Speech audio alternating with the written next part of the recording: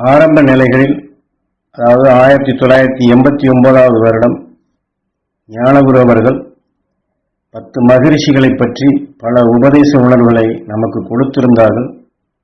அதிலே கோலமா மகரிஷியை பற்றியும் நிறைய உண்மைகளையும் தத்துவங்களையும் நமக்கு உபதேசித்து அருளியுள்ளார்கள். கோலமா மகரிஷி அவருடைய சந்தர்ப்பம், அவருக்கு எப்படி ஞானத்தின் பாதை, அந்த வழித்தொடர் கிடைத்தது என்பதை பற்றி ஞானகுரு உபதேசித்த உணர்வுகளை நாம் பார்ப்போம், அதை பதிவு செய்வோம். கோலமா மகரிஷியை பற்றி அறிந்து கொள்வதற்கு நாம் ஞானகுருவை எண்ணி, கோலமா மகரிஷியை எண்ணி, அந்த இயக்க உணர்வுடனேயே இந்த உபதேசங்களை நாம் பதிவு செய்வோம். காரணம், அவர்கள் வாழ்ந்த காலத்தில் அரசனாக இருந்து பல ஆட்சி முறைகளை மற்றவர்களை அடக்கி ஆள வேண்டும் என்று வந்திருந்தாலும் பிற்காலத்தில் அவர்கள் எல்லாம் உயர்ந்த ரிஷிகளாக ஆனார்கள். அவருடைய தத்துவங்களை அவர்கள் எப்படி அவர்கள் வாழ்ந்த காலத்தில் பல சிரமங்கள் பட்டார்கள், அரசாட்சி செய்தாலும் பின்னாட்கள் இதை எப்படி உணர்ந்து கொண்டார்கள், அதிலிருந்து எவ்வாறு மீண்டார்கள் என்பதை நாமும் அந்த உணர்வுகளை அறிந்து கொண்டால் நாமும் நம்மை அறியாது இந்த மனித வாழ்க்கையில் அரச உணர்வு கொண்டு செயல்படும் சில நிலைகளிலிருந்து நம்மையும் நாம் மீட்டிக்கொண்டு அந்த மகா ஞானிகளுடைய சக்திகளை நாம் பெறுவதற்கு ஏதுவாக இருக்கும். ஆக கோலமா மகரிஷி என்பவர் பரசுராம பூமி என்று சொல்வார்கள். அதாவது கேரளா, இன்று நாம் கேரளா என்று சொல்லக்கூடிய பிரதேசமும் கர்நாடகாவும் மகாராஷ்டிராவும், இந்த பிரதேசங்கள் எல்லாம் சேர்ந்துதான் அவர்கள் பரசுராம் சேத்ரா என்று சொல்வார்கள். இந்த இடங்களிலே தான் அவர்கள் ஆட்சி செய்து வந்தவர்கள். அதில் குறிப்பாக எந்திர தந்திர இதை வைத்துத்தான் இன்று விஞ்ஞான முறைப்படி எத்தனையோ அணு ஆயுதங்களையும் அணுகுண்டுகளையும் பல எத்தனையோ டேங்கிகளையும் இன்று வைத்து போர் செய்வது போன்று அந்த பகுதி முழுவதும் எடுத்துக்கொண்டால் மந்திரங்களும் யாகங்களும் இந்த அடிப்படையிலே தான் அவர்கள் மற்ற அரசர்களையும் அடக்கி ஆண்டார்கள். சகலத்தையும் அவர்கள் வழிக்கு இதன் வழிதான் சட்டங்களையும் நீதிகளையும் ஏற்றுக்கொண்டு செயல்படுத்தினார்கள். இன்று நாம் வருடத்திற்குண்டான சில காரண பெயர்கள் பார்த்தோம் என்றால் கூட சாலிவாகன வருடம் என்றெல்லாம் சொல்வார்கள். ஆக சாலிவாகனன் என்று சொல்பவனும் பல மந்திரங்களை தனக்குள் எடுத்துக்கொண்டு, அதாவது விக்கிரமாதித்தின் காலம், இதையெல்லாம் மந்திரங்கள் செயல்படுத்திய காலங்களைத்தான் பிற்காலத்தில் இதையெல்லாம் எழுத்தறிவுக்கு வரும்பொழுது அவள் செய்த நிலைகள் இன்றும் வந்து கொண்டிருக்கின்றது. மந்திர எந்திரங்கள் கொண்டு ஆட்சிகளை புரிந்து வந்த இந்த எல்லைக்குள் தான், அதாவது பரசுராம் என்ற தத்துவத்தை அரசனுக்கு அது முடிசூட்டி வைத்து அதன் வழிகளிலே நாட்டை ஆட்சி புரிந்து வந்தார்கள். இந்த கோலமா மகரிஷியும் அதன் வழி ஆட்சி புரிந்து வந்தாலும் மெய்ஞானிகளை பற்றிய உண்மைகளை உணர ஆரம்பிக்கும் பொழுதுதான் அவர் அந்த அரசாட்சியை துறக்கின்றார்.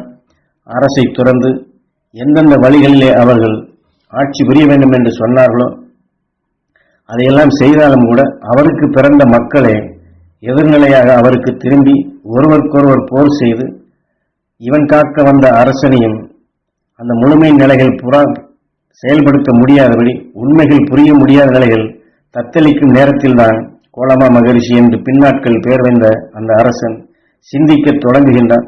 ஆக அரசாட்சி செய்து இவ்வளவு சுகபோகங்களை நாம் அனுபவித்திருந்தாலும் நாம் தாழ்ந்த நிலைகள் கொண்டு எந்த நிலைக்கு நாம் செல்லுகிறோம் என்று சிந்திக்க தொடங்குகின்றார். அந்த சிந்தனை தொடரப்படும் பொழுதுதான் இயற்கை உண்மை நிலைகளை உணர ஆரம்பிக்கின்றார். ஏனென்றால் ரிஷிகள் ஞானிகள் என்று சொல்பவர்கள் அனைவருமே அவர்கள் வாழ்ந்த காலத்தில் கடுமையான இன்னல்களை சந்திக்கும் பொழுதுதான் அவர்கள் சிந்திக்க தொடங்குகின்றார்கள். ஆக நம்மை போன்று நாமும் மனிதர்களாக இருக்கவர்களும் சில சந்தர்ப்பங்கள் கடுமையான எல்லை கடந்து செல்லும் பொழுதுதான் நாமும் என்ன ஏது என்று சிந்திக்க தொடங்குகின்றோம். அதுபோன்ற சந்தர்ப்பத்தில் தான் வியாசகர் அகஸ்தியர் கண்ட உண்மைகளை எவ்வாறு அவர் வெளிப்படுத்தினாரோ அந்த உணர்வுகள், அந்த எண்ணங்கள் இவர்களுக்குள் சிக்கப்படுகின்றது. ஆக அதன் வழி இவர் அரசை தொடர்ந்துவிட்டு எந்திர மந்திரங்கள் செயல்படுத்தி சுகபோகங்கள் கண்ட நிலைகளை எல்லாம் இந்த மந்திரத்தாலே மனிதனை அழிக்கை செய்து போர் முறைகளை செய்து வந்தாலும் மனிதனுக்குள் உணர்த்திய இந்த உணர்வலைகளை தான் சுவாசிக்கும் பொழுது அது எப்படி பழிதிருக்கும் உணர்வாக வருகின்றதோ என்ற உண்மைகளை எல்லாம் இவர் உணர்கின்றார். ஆக அந்த உணர்வை எல்லாம் சுவாசிக்க நேர்ந்து தன் உடலுக்குள் வந்த பின் அது எப்படியெல்லாம் செயல்படுகின்றது, ஒரு உடலுக்குள் ஊடுருவி பாய்ச்சிய பின் அவன் துன்புற்று எப்படியெல்லாம் செயல் இழந்த நிலைகள் போகின்றான், எவ்வாறு மரணம் அடைகின்றான். ஆக மரணம் அடைந்த நிலைகள் கொண்டு இந்த மந்திர சக்தியால் உணரும் தன்மை வரும்பொழுதுதான் அதன் வழி இவருக்கும் அதனுடைய பாதிப்புகள் வருகின்றது. பல கடுமையான இழிநிலைகளுக்கு ஆளாகின்றார்.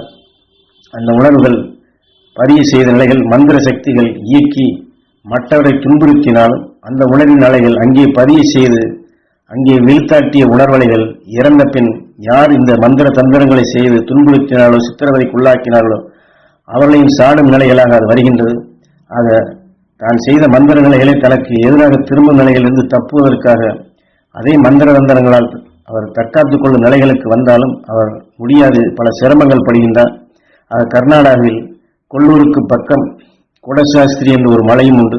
அங்கே அதற்கு பின்னாடி அந்த மலை பிரதேசத்திலே தபோவனம் ஒன்றும் உண்டு. அதை அமைத்து அந்த காட்டுக்குள் சென்று அரசை துறைந்து தான் எந்தெந்த மந்திர சக்தியினுடைய நிலைகள் கொண்டு பிறருடைய எண்ணங்களை எல்லாம் ஏவல் செய்து அதை நிறுத்தி ஆட்சி புரிந்து வந்தாலும் ஒவ்வொருவரும் இறந்த பின் அவருடைய உணர்வலைகளை பழிதீர்க்கும் உணர்வாக அவர் திருப்பி எண்ணிய எண்ணங்கள் கொண்டு மரணமடைந்த பின் இந்த ஆன்மாக்கள் அழைத்து இவரை சூழ்ந்து தாக்கும் நிலை வருகின்றது. அதை இறந்தாலும் கூட இந்த தாக்குதல் ஆகின்றது.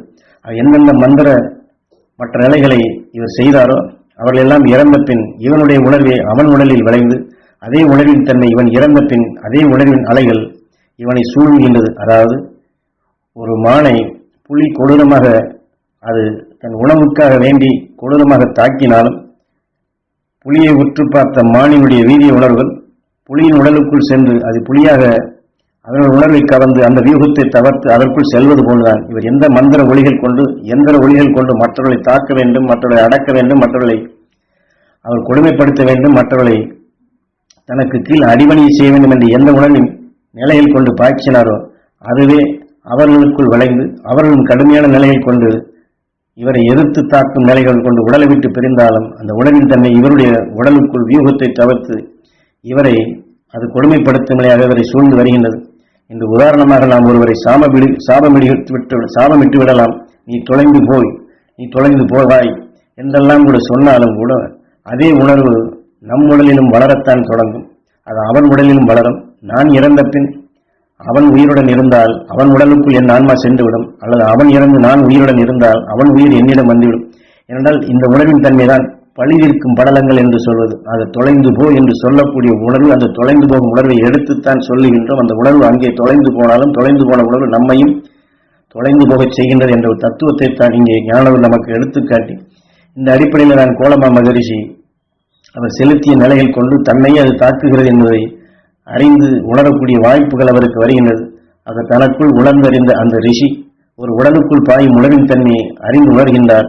ஆக மக்களிடத்தில் மந்திர சக்தியால் எதை ஏவினமோ அந்த மந்திர சக்தியின் துணை கொண்டு மற்றவர்கள், அதாவது தன்னை சார்ந்தவரையெல்லாம் அதை வைத்து காக்க முடிந்தது. ஆனால் தன்னை தற்காத்துக் கொள்ளும் நிலை வந்தாலும் பிறருடைய நிலைகளை செயலிழக்க செய்து அவருடைய உடல் அங்க உறுப்புகளை எல்லாம் செயலிழக்க செய்யும் பொழுது அவன் எண்ணத்தை செயலிழக்க செய்யும் நிலையில் அவன் எடுத்துக்கொண்ட மந்திரம், இவன் இழுத்துக்கொண்ட சுவாசம், இவன் உணர்வாலே இவனை தாக்கி செயல்படுத்தும் பொழுது இவன் உணர்வை அங்கே வளரச் ஆக யாரை கெடுக்க வேண்டும், யாரை ஒடுக்க வேண்டும் என்ற உணர்வை இங்கே எடுத்து செயல்படுத்தினோமோ மீண்டும் அதுவே இங்கே விளைந்து இங்கே இதனுடைய உணர்வுகள் ஊடுருவி இவனுடைய உடலை குறுக்கி இவன் இறந்த பின் அவனுடைய ஆன்மா இங்கே வந்து சேருகின்றது. இப்படி இவனை சுழன்று கொண்டிருக்கும் பொழுதுதான் அவன் எத்தனை மந்திர சக்தியை கொண்டிருந்தாலும் மற்றவர்களுடைய நிலைகள் இவன் தாங்க முடியாதபடி இவன் பல யாகங்களை அன்று செய்கின்றான், பெரும் அக்னி குண்டங்களையும் கூட்டுகின்றான். பல நிலைகள் கொண்டு பல நிலைகளில் இவனை தற்காத்துக் கொள்ளும் நிலையாக இவனால் செயல்படுத்த இவன் முயற்சி செய்தாலும் இவனால் எதுவும் முடியவில்லை. ஆக தன்னை தற்காத்துக் கொள்ளும் நிலையே இல்லாது இருக்கும் பொழுதுதான் அவன் சிந்திக்கின்றான், தனக்கு வலிமையான நிலையில் கொண்டு சிந்தித்தோம் என்று. ஆக இன்று கொல்லூர் ஆலயத்திற்குள்ளே சென்று பார்த்தோம் என்றால் வீரபத்திரன் என்று ஒரு பக்கம் உண்டு, அதே போன்று முருகனை வைத்திருப்பார்கள். ஆக வீரபத்திரனை போன்று மன உறுதி கொண்டு செயல்பட்டாலும் கூட அது தன்னை காக்க முடியவில்லை என்ற நிலைக்கு வரும்பொழுதுதான் அந்த கோவிலிலே முருகனை ஒரு காவல் தெய்வமாக வைத்தான். யார்? கோலமா மகரிஷி. இங்கே முருகனை கடவுளாக வணங்குகின்றோம் இங்கே நம் நாட்டில். ஆனால் கொல்லூர் அந்த ஆலயத்தில் பார்த்தோம் என்றால் காவல் தெய்வமாக வைத்திருப்பார்கள். இதைத்தான் அன்று கோலமா மகரிஷி என்று பொருள்பட பெயர் வந்ததை அரசனாக வாழ்க்கையிலே பல மந்திர இயந்திரங்களை கொண்டு செயல்படுத்தி வந்தாலும் அவர் வாழ்க்கையிலே அவர் எடுத்துக்கொண்ட உலகின் தன்மை மற்ற மனிதனிடத்தில் அதை பாய்ச்சியிருந்தாலும் அவன் இறந்த பின் இவனை சூழ்ந்து பல ஆவிகளாக, ஏனென்றால் கோலமா மகரிஷியுடைய சரித்திரங்களை பார்த்தோம் என்றால் அவர் எத்தனை பேரை கொண்டு குவித்தாரோ, மந்திரங்களை கொண்டு எத்தனை நிலைகளை சித்திரவதைக்கு உள்ளாக்கினாரோ அதையெல்லாம் உடலை விட்டு பிரிந்தால் அந்த ஆன்மாக்கள் எல்லாம் இவரை பின்தொடர்ந்து இவரை சிந்திக்கும் நிலைகள் அனைத்தையும் செயலிழக்க செய்து இவன் விட்ட மூச்சலைகள் இவனையே வெறுக்கச் செய்கின்றதாக நாம் எதை செய்தோமோ அரசாட்சி கொண்டு அதிகாரத்தால் பலத்தால் நாம் செய்த நிலைகளே தன்னை எப்படியெல்லாம் மீண்டும் நம்மளை செயலிழக்க செய்கின்றது என்று தான் விட்ட மூச்சலைகள் இவனையே அது வெறுக்கச் செய்கின்றது. இன்று நாம் பார்க்கலாம், சில காரியங்களை நாம் அறியாது செய்துவிட்டால் அதனுடைய பலாபலன்களை திரும்ப வரும்பொழுது எதிர்மறையாக வந்தால் நம்மையே நாம் வெறுக்கும் நிலை வருகின்றது. அதுபோன்றுதான் அன்று கோலமா மகரிஷியும் தான் செய்து கொண்ட நிலைகள், தான் கற்றுவந்த இந்த மந்திர சக்தியின் துணை கொண்டு எத்தனை நிலைகளை செய்தாலும் தனக்கே எதிர்ப்பதமாக வரும்பொழுதுதான் அவர் சிந்திக்க தொடங்குகின்றார். அப்படி சிந்திக்கும் பொழுதுதான் அந்த விண்ணுலகத்தினுடைய ஆற்றலை அவர் நினைவு செலுத்துகின்றார். ஆதியிலே அகஸ்திய மகரிஷி சொன்ன அந்த நிலையும் அதே சமயத்தில் அத்திரி மகரிஷி விட்ட மூச்சலைகளையும் இவர் சிந்திக்க தொடங்கினார். ஏனென்றால் இவருடைய சந்தர்ப்பம் அது, அவருக்கு அந்த நிலை ஏற்படுகின்றது. அப்படி தொடங்கும் பொழுதுதான் அதன் வரிசை கொண்டு வட துருவம், அதாவது துருவ மகரிஷியுடைய உலக நிலையை இவர் பெறக்கூடிய தகுதிக்கு அந்த முயற்சி எடுத்து தனக்குள் எடுத்துக் கொள்கின்றார். அந்த கோலமா மகரிஷி ஆக அகசியன் பெற்ற உணர்வுகளையும் அத்திரிமா மகரிஷி பெற்ற உணர்வுகளையும் வியாசகர் பெற்ற உணர்வுகளையும் அவருக்குள் வரும்பொழுதுதான் தன்னை சிந்திக்கும்படி தன்னுடைய நிலைகளை அவர் சீர்தூக்கி பார்த்து திரும்பி பார்க்கும் நிலை வருகின்றது. ஆக நமக்கு ஞானகுரு இதையெல்லாம் பதிவு செய்கிறார் என்றால் நாமும் நம்முடைய வாழ்க்கையில் சில அரசு உணர்வு கொண்டு மற்றவர்களை அடங்கியாளுக்கு நிலைகள் செயல்படும் நிலைகள் அது பல சாப அலைகளாக. ஏனென்றால் இதைத்தான் இங்கே முக்கியமாக நாம் தெரிந்து கொள்ள வேண்டியது. அவர் எத்தனை பேரை மந்திர தந்திரங்கள் கொண்டு அவளை அடக்கி ஆட்சி செய்ய வேண்டும், அவளை அடக்க வேண்டும், அவளை ஒடுக்க வேண்டும் என்று இன்று மற்றவர்களை துன்புறுத்தும் நிலையாக செயல்படுத்தினாரோ அதனுடைய பாதிப்பு தான் சாப அலைகளாக அவருக்குள் சாடியது. அந்த சாடிய நிலைகள் தான் அவர் நாம் கற்றுணர்ந்த எதுவுமே இங்கே இந்த மந்திர தந்திரங்கள் தன்னை தற்காத்துக் கொள்ள முடியவில்லை என்று அவர் எத்தனையோ கடுமையான துன்பங்களுக்கு அப்பால் அதனுடைய உண்மை நிலைகளை சிந்திக்கும் பொழுதுதான் இந்த ஞானிகளுடைய உணர்வுகளை எடுக்கின்றார்.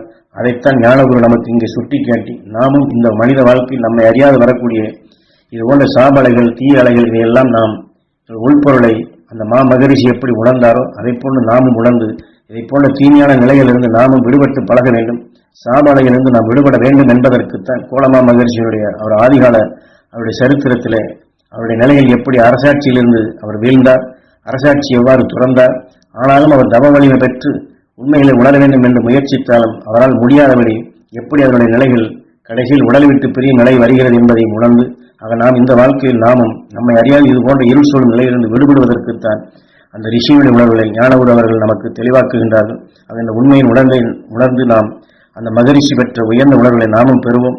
நம்முடைய வாழ்க்கையில் நம்மை அறியாது சேர்ந்த சாபலையிலிருந்து நாமும் விடுபடுவோம்.